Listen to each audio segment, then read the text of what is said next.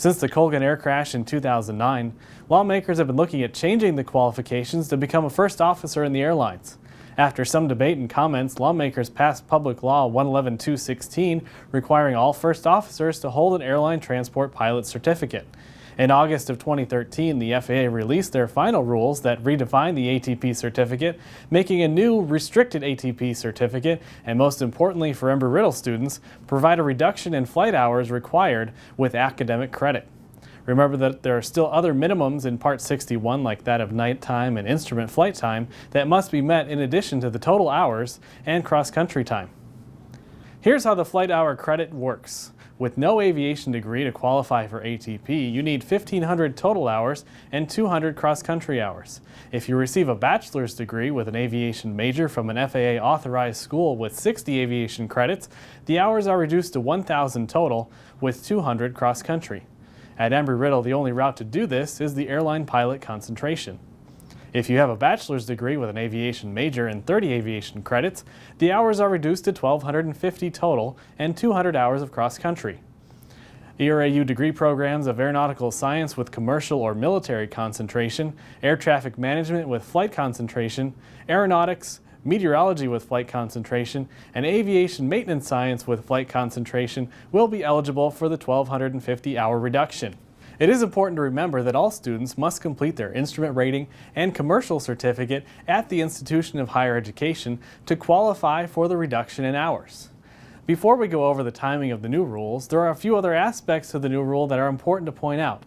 First, there's allowance of up to 100 hours of FTD time that can apply to your total number of hours towards the ATP certificate or restricted ATP certificate.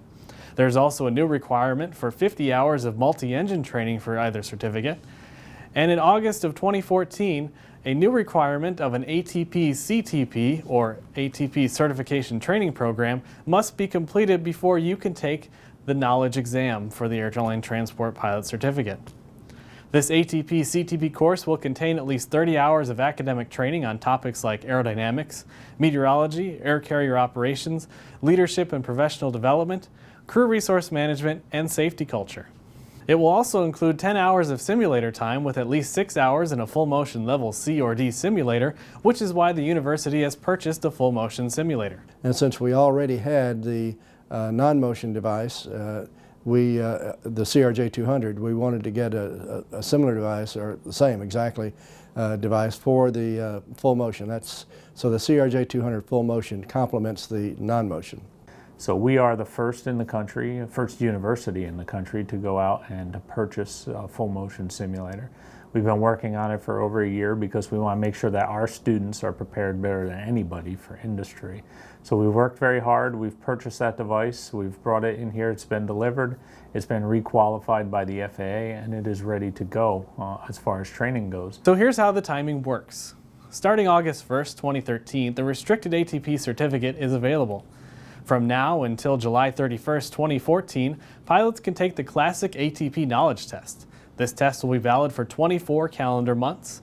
This is both for pilots who have the regular ATP minimums and those that qualify for the restricted ATP with the reduced hours and academic credit. For that 24-month period, once the hours are met, you can take the regular ATP check ride.